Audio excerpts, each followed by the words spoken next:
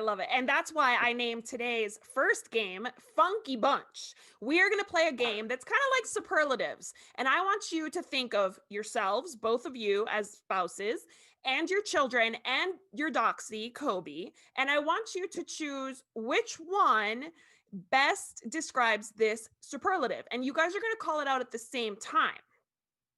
And if you get it wrong, as in you don't agree on the same person that fits these superlatives, then you get to drink. And I'll drink. Okay? So the first one. Who is the most likely to win an Oscar? Okay, are you ready? Yeah. 3, 2, 1. The kids? The kids? Oh. Yeah. Megan, you're an actress? That's a little dramatic. That is true. Okay. Yeah. Okay, so now we have to drink? Yeah, we have to drink. You have to drink, and I'll drink with you. Okay.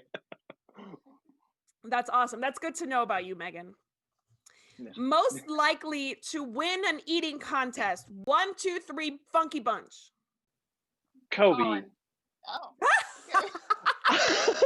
I say Kobe because when we first got him, we adopted him shortly after we were married, and it was our first year together, and Megan had gone through all this hard work, this hard trouble to make a carrot cake from scratch for my birthday. And Kobe actually climbed up on our couch and got up onto the counter because they butted up against each other and ate a ton of carrot cake. I think 25% of it was gone. Yeah, he ate 25% of the carrot cake. While we were gone, and then we came home, and he was like laying on the floor. His belly was huge, and he was like groaning. He's okay. Yeah. He's fine. We took him to the vet, and he was like, "Okay, yeah, well, let it pass, and let me know." Let me know. So Kobe immediately regretted that decision. Yeah. I can imagine. I've been there. I feel Kobe's pain. I definitely have been there. All right. Okay. You guys have to drink up, right? Because we didn't get it right. Okay. Yep. This is her worst nightmare of us having to do this together and not getting it right. She's a competitive drama queen. A little bit. All right. Next, most likely to stay up all night. 1, 2, 3, Funky Bunch. Me. Yeah, I was gonna say me. Okay. So both of you are most likely to stay up all night? Yeah, we have terrible sleeping habits. Yeah. We really need to get better at that. Yeah. So your kids sleep well?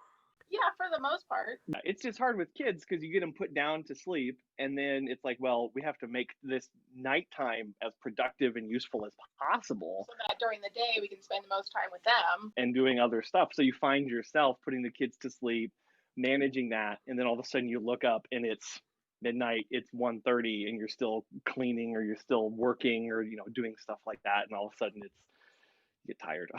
No, I totally hear that. I actually bed share with my kids, and neither one of them at this age, cool. I still have an 11-month-old, and if I get out of bed, she wakes up.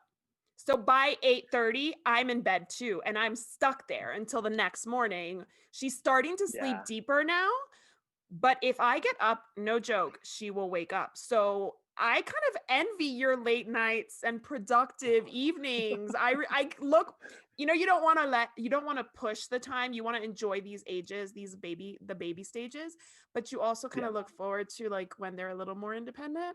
And I envy you a little bit. Well, it took us a while to get there with our with our oldest, Lillian. She was a terrible sleeper. I mean, she would wake up about every hour and a half for the first 2 years of her life, and would only sleep if she was in a baby carrier on me, walking around the house to get her back to sleep. So yeah, I think terrible sleep habits started then. Okay, so you guys did not agree. So let's take a sip. Maybe it's a good thing you chose a non-alcoholic beverage today. Yeah.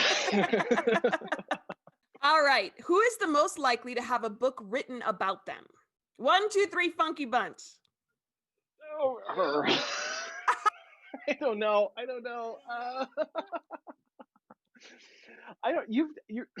Megan's been, you've been very active and doing a lot of stuff. You've been involved in a lot of things over the years, and from undergraduate to graduate school to being a mom to being a business owner. Like there's a lot of things that you've done and have been successful in that would make I'd read the book is what I'm saying. I would read her book. Oh, I love that. Okay, that's sweet. Meghan, you gotta now you gotta explain why you'd think he would have a book written about him. You know, he's just a little like off the wall, and I don't know. He'd make an dissecting the mind of a psycho. I'd read that. Yeah, okay. That's a good point. You too? Okay. All right, take a sip. Okay.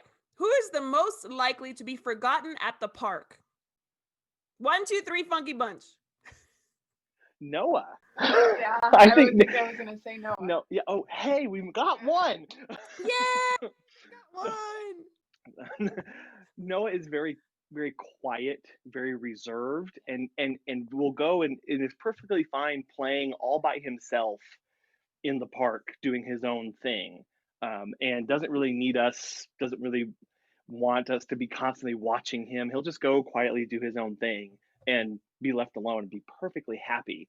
And Lillian will make herself known if she doesn't like something. She is very opinionated, and she will let you know. Yes. So she would not be forgotten. Yeah. Yeah, sounds like my Noah. My Noah would never be forgotten. He is in your face, asking for attention, asking for something all the time. So maybe Mila will be like a Noah. She's already more independent. She plays by herself a lot.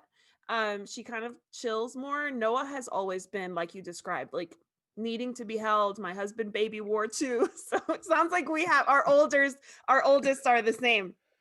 All right. Who is most likely to forget somebody at the park? Me.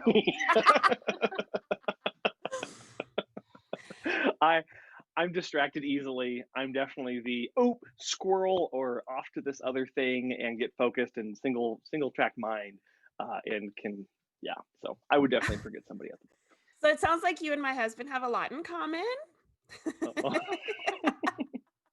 Most likely to drink out of the toilet.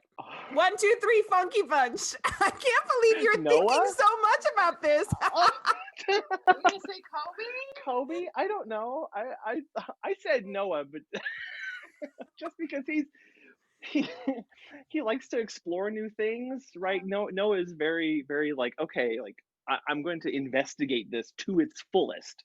And unless you catch him and pull him back, like Lillian would be too afraid of germs, or she understands that concept. I didn't say Kobe just because Kobe's a dachshund. He can't reach our toilets. So Got it.